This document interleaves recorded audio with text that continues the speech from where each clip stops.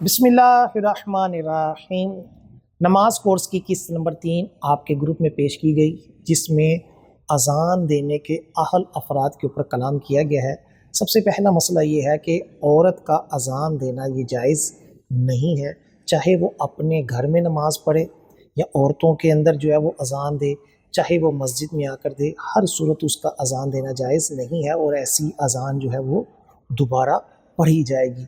मज़ीद चंद अहबाब जो हैं जिनके मुतल्लिक है कि अज़ान इनका देना मना है, वो दर्ज झेल है। खुनसा यानी वो हिजरा कि जिसके अंदर नर और मादा दोनों के हवाले से शुबा हो, यानी कन्फर्म ना हो कि ये मर्दों से मुशाबे है या औरतों से मुशाबे है। जो हिजरे होते हैं ये 3 किस्म के होते हैं।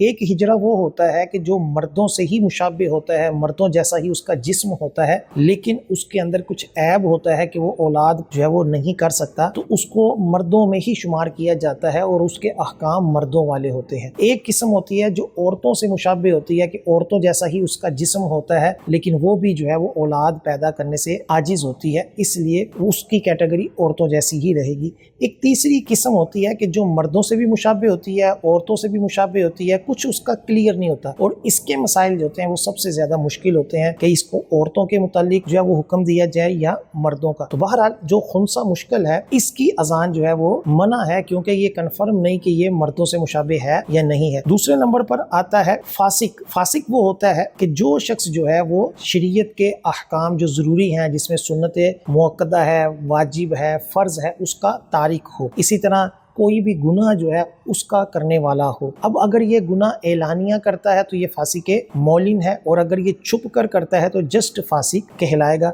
तो ऐसा शख्स अगरचे अहले इल्म हो तो भी उसकी अजान देना क्या है, ये मकरूह ममनू है। इसी तरह नशे वाला, जो नशे की हालत में उसका अजान देना, जो पागल हो उसकी अजान देना भी मकरूह है। इसी तरह ना समझ बच्चा, एक बच्चा वो होता है कि जो समझदार है, 10-12 साल का है, अगरचे वो बालिग नहीं है, लेकिन अगर वो सही समझ रखता है तो उसकी अजान देना दुरुस्त है। ना समझ चाहे अजान के कलिमात भी कह दे तब भी उसकी अजान जो है वो मकरूह है। इसी तरह जिसके ऊपर गुस्ल फर्ज है, जो हालत जनाबत में है, उसका भी अजान देना मकरूह है, और इन सब लोगों की अजान का क्या किया जाएगा, इयादा किया जाएगा। इसी तरह समझदार बच्चा, गुलाम, अंधा, वलदुज़िना यानी कि जो जिना की पैदावार हो, और बेवजू, इनका अजान देना जो है वो सही है, मगर बेवजू का अजान देना जो है ये नापसंदीदा और मकरूह है। मुस्तहब ये है कि अजान देने वाला जो है वो नेक आदिल शख्स हो, जिसको नमाजों के औकात का इल्म हो, अच्छी आवाज़ हो, और लोग उसकी आवाज़ से जो है वो खुश हों और उसके तलफ़ुज़ भी ठीक हो। हमारे यहाँ ये इशू चलता है कि कई लोग बड़े शौक़ से अजान देते हैं, लेकिन उनके तलफ़ुज़ ऐसे होते हैं कि बिल्कुल ही लहने जली होता है, लफ्ज़ आगे पीछे, जिसको खींचना है उसको खींच नहीं रहे होते, और जिसको नहीं खींचना उसको खींच कर माना फासिद कर रहे होते हैं। तो ऐसे शख्स जो होते हैं उनको चाहिए कि अगर अजान देने का जो शौक़ है, जो कि अच्छा शौक़ है, लेकिन आप पहले उस अजान को अच्छे तरीके से किसी कारी से समझे। तो बहरहाल अजान जो है ये जो है वो कहना अच्छी बात है, और उसका तलफ़ुज़ भी अच्छा हो, आमिल हो, नेक हो, आलिम हो, नमाजों के औकात जानता हो, और फी सबीलिल्लाह यानी बगैर किसी उजरत के अजान दे, और इसकी बड़ी फजीलत है।